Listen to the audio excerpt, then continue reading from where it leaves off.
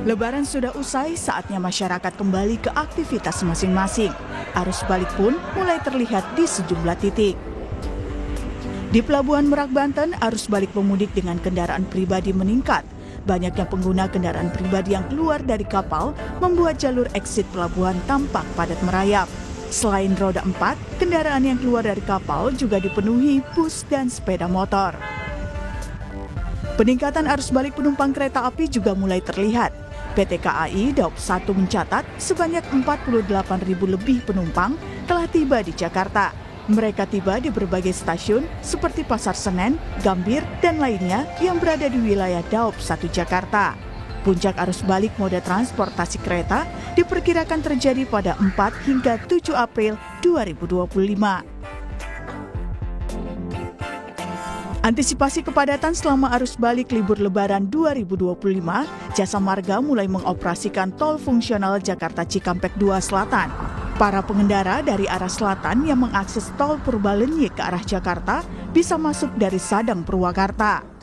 Ada 2 pintu keluar tol yang disediakan untuk pengendara yang akan melewati tol fungsional dan ada 1 rest area dengan kapasitas terbatas yang disediakan untuk pemudik. Sementara itu, menghadapi arus balik Lebaran, Korlantas Polri memberlakukan rekayasa lalu lintas berupa one way lokal mulai Kamis sore. One way diterapkan mulai dari kilometer 188 tol Cikampek Palimanan hingga kilometer 70 gerbang tol Cikampek Utama. Berdasarkan data traffic counting Palikanci, hingga Kamis siang sekitar 3.500 kendaraan per jam yang menuju arah Jakarta. Atas pertimbangan itu, Korlantas mulai memperlakukan one way lokal dari kilometer 188 tol Cipali hingga kilometer 70. Masuk ke arah Jakarta itu sudah sekitar 3.500-an, namun yang keluar itu sudah 1.500-an, sehingga kita sudah langsung persiapan untuk menerima arus lalu lintas yang dari arah timur ke Jakarta. Kita berlakukan one way lokal dari 188 ke 70. Namun untuk menerima one way lokal itu tentunya di 70 sampai 47 sepanjang Cikampek itu harus kita persiapkan dulu tempatnya, wadahnya, sehingga tidak ada tersendatan. Sebelumnya, Kapolri Jenderal Listio Sigit memprediksi puncak arus balik Lebaran 2025 akan berlangsung pada 5 hingga 7 April mendatang. Tim Liputan, Kompas TV. Saudara, Lebaran sudah usai, saatnya masyarakat kembali ke aktivitas masing-masing. Arus balik pun mulai terlihat di sejumlah titik. Lalu bagaimana persiapan menghadapi puncak arus balik Lebaran tahun ini? Kita akan berbincang bersama dengan juru bicara Kementerian Perhubungan melalui sambungan daring. Sudah ada Pak Elba Damhuri. Selamat pagi, Pak Elba. Selamat pagi, Mbak Disti. Ya, Selamat Pak pagi, Elba. pemirsa Kompas TV. Oke, Pak Elba, kalau kita lihat kan Kapolri memprediksi puncak arus balik ini ada di tanggal 5 sampai tanggal 7 April. Kalau kita lihat tanggal 8 ini ASN sudah mulai kembali bekerja. Nah, kalau dari Kementerian Perhubungan sendiri, apakah ada puncak arus balik yang kemudian berbeda ketika di ruas tol, di pelabuhan, apakah nantinya akan ada perbedaan tanggal di sana? Ya, Mbak Disti, terima kasih. Jadi memang puncak arus balik ini diperkirakan terjadi mulai tanggal 5 sampai tanggal 7 April 2025 ya. Dan memang untuk jalan darat Trans Jawa, jalan tol itu kita perkirakan baik dari Korlantas Polri maupun dari Kementerian Perhubungan itu tanggal 6 April. Ini adalah puncak arus balik. Kemudian di beberapa pelabuhan seperti di Merak Bakauheni kita perkirakan tanggal 5 dan tanggal 6 menjadi puncak arus balik pemudik dari Sumatera ke Jawa. Di beberapa bandara juga ada yang tanggal 6 April. Di Bandara Soekarno-Hatta kita perkirakan tanggal 6 April menjadi puncak arus mudik. Di beberapa bandara lain pun tanggal 5 juga ada, Mbak Adisti, tanggal 5 April seperti di Kupang, di Denpasar kita perkirakan tanggal 6 dan tanggal 7 April menjadi puncak arus balik mudik Lebaran 2025 ini. Oke, jadi kalau di ruas tol itu tanggal 6, tanggal 7 begitu ya, tapi kalau di pelabuhan bandara itu lebih ke tanggal 5 dan tanggal 6 begitu ya, pola puncak arus baliknya begitu. Nah, Pak Elba, antisipasi dari Kementerian Perhubungan sendiri seperti apa untuk puncak arus balik nantinya? Ya, Kementerian Perhubungan terus berkolaborasi, bersinergi dengan kepolisian, dengan pemerintah daerah, dengan dishub daerah untuk menyiapkan skema-skema dan skenario manajemen lalu lintas untuk kelancaran arus balik ini, baik di jalan darat, jalan tol, jalan non-tol, jalan arteri, baik di penyeberangan maupun di bandara-bandara yang ada di Indonesia. Kita sangat mengikuti segala rekayasa lalu lintas yang disiapkan oleh Korlantas, Mbak Disi. Seperti misalnya sudah dimulainya one way lokal, kemudian sejak H+2 juga sudah diberlakukan kontraflow di beberapa ruas jalan tol. Dan untuk di pelabuhan memang salah satu skenario yang kita siapkan adalah jika terjadi antrian kendaraan di jalan tol sampai 4 kilometer, misalnya dari Lampung menuju Bakauheni, kita siapkan buffer zone dan delay system atau penundaan perjalanan kendaraan sehingga kendaraan yang akan masuk ke Bakauheni akan kita masukkan ke buffer zone di rest area KM 20 dan juga KM 40 di tol Lampung, Mbak Disti. Oke, ya itu skema-skema yang memang sudah disiapkan untuk mengantisipasi arus balik 2025 ini setelah para pemudik ini sudah selesai merayakan Lebaran dan juga libur Lebaran bersama keluarga di kampung halaman. Nah, ada anggapan begini ya, arus balik ini diprediksi akan lebih padat dibandingkan dengan arus mudik. Karena apa? Karena kalau di arus mudik itu kan kemarin sempat ada work from anywhere, begitu ada juga anak sekolah yang liburnya lebih cepat. Nah, kalau di arus balik ini kan semuanya jadi satu nih. Tanggal 8 ASN udah mulai masuk begitu ya.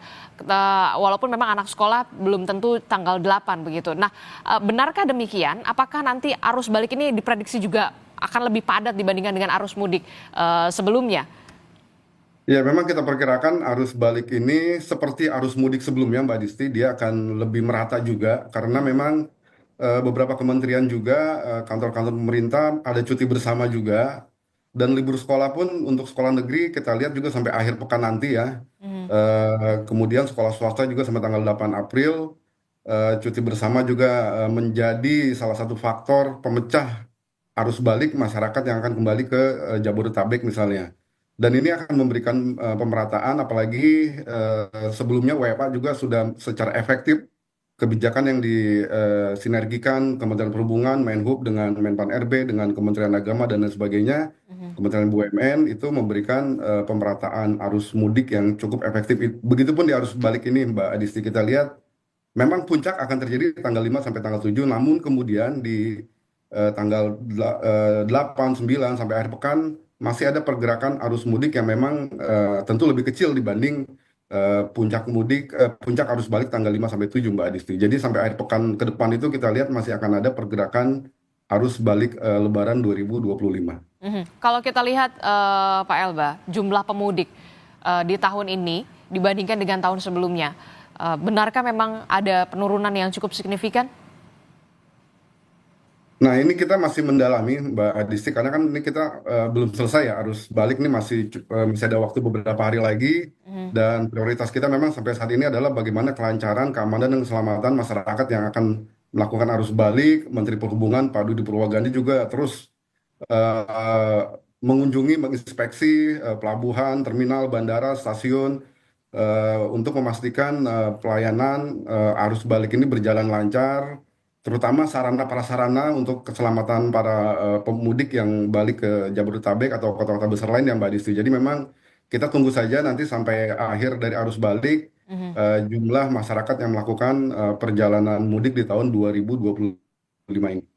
Oke, Pak Elba, dari catatan Kementerian Perhubungan sendiri di masa arus mudik kemarin, sebelum arus balik kita membahas, di arus mudik kemarin, moda transportasi apa yang kemudian paling banyak difavoritkan oleh para pemudik? Apakah kemudian memang naik kendaraan pribadi, masih kemudian sepeda motor yang masih menjadi primadona, ataukah kemudian memang sudah mulai ke kendaraan umum, misalkan ke bus, atau kemudian ke pesawat, atau ke kapal laut?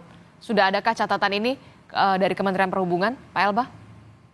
Ya, memang kalau dari model arus mudik kemarin memang kita lihat secara agregat, Mbak Disti, secara umum, secara garis besarnya memang angkutan umum masih mayoritas dipilih masyarakat, bis, kereta api, pesawat udara, kapal, dan travel resmi ya.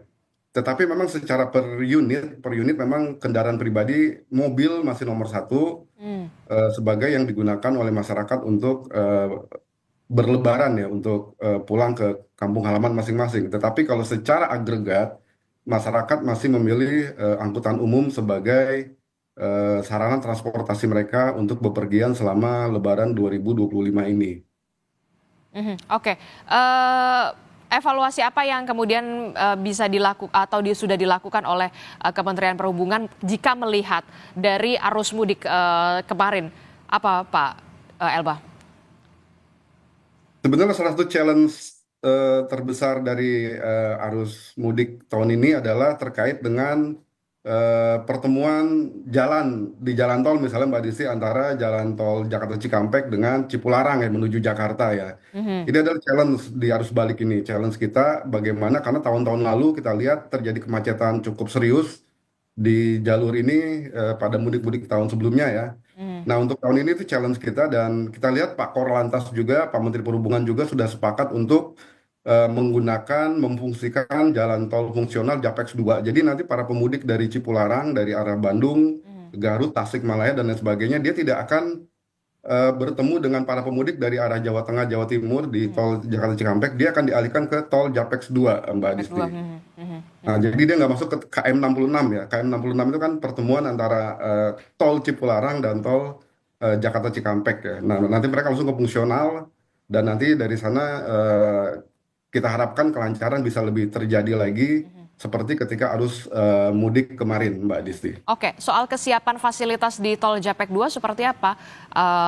Lampu penerangan jalan, kemudian juga SPBU ataupun rest area seperti apa? Karena kan ini kan tol fungsional, Pak, yang baru difungsikan pada arus balik tahun ini.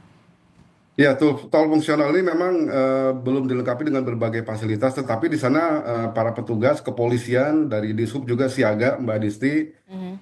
Beberapa BUMN juga siaga juga di sana, misalnya Pertamina akan siaga jika dibutuhkan bahan bakar habis dan lain sebagainya. Jadi memang ini benar-benar disiapkan secara matang juga oleh pemerintah juga, oleh BUMN juga, dan juga dari kepolisian mereka menyiapkan personil yang luar biasa, dan kita juga mendengar dari Pak Korlantas, dari Pak Kapolri akan ada penambahan personil juga, dan ini sangat membantu kita karena itu akan memberikan kebijakan-kebijakan jika terjadi sesuatu di jalan, kepadatan dan lain sebagainya, sehingga strategi menguraikan kepadatan bisa segera dilakukan. Dari Kementerian Perhubungan pun terhadap jalur-jalur ini, jalur-jalur utama ini selalu mengawasi, melihat, memantau dari pusat informasi transportasi kita, Mbak Disti. Kita punya satu posko yang kita bisa lihat secara live real time Mhm. itu kondisi semua titik perjalanan selama mudik ini,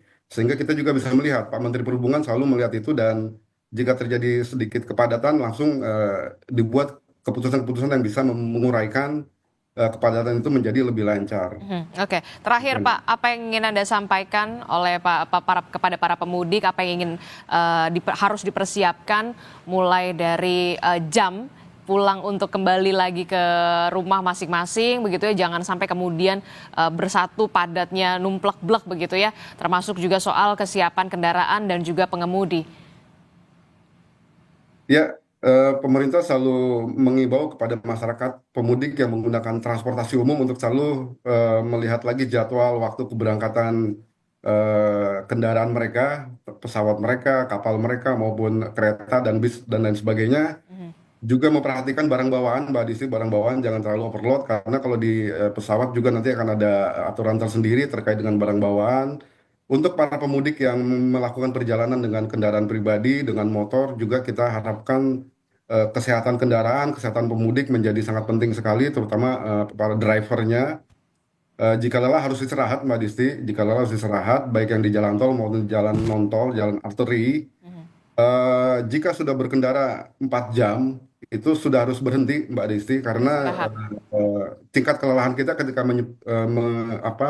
menyetir itu 4 jam, dan para pemudik tidak usah khawatir juga, karena baik di jalan tol maupun di jalan arteri kita siapkan banyak sekali rest area. Rest area ini tidak hanya rumah makan, SPBU, tetapi juga Kementerian Perhubungan bekerja sama dengan Kementerian Agama menyiapkan ratusan masjid, Mbak Adisti, di Trans Jawa dan Trans Sumatera.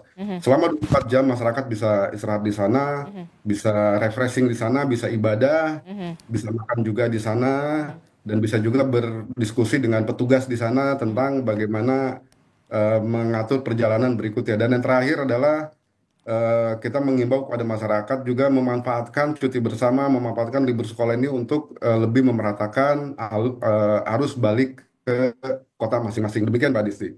Oke, kita harapkan nanti di arus balik Lebaran ini semuanya lancar, kemudian juga para pemudik yang sudah selesai berlebaran di kampung halaman mereka masing-masing bisa kembali lagi ke ibu kota untuk bisa beraktivitas secara nyaman dan juga aman. Terima kasih juru bicara Kementerian Perhubungan, Pak Elba Damhuri telah bergabung bersama kami. Selamat pagi, sehat selalu Pak Elba. Terima kasih, Mbak Disti. Terima kasih, Kompas TV.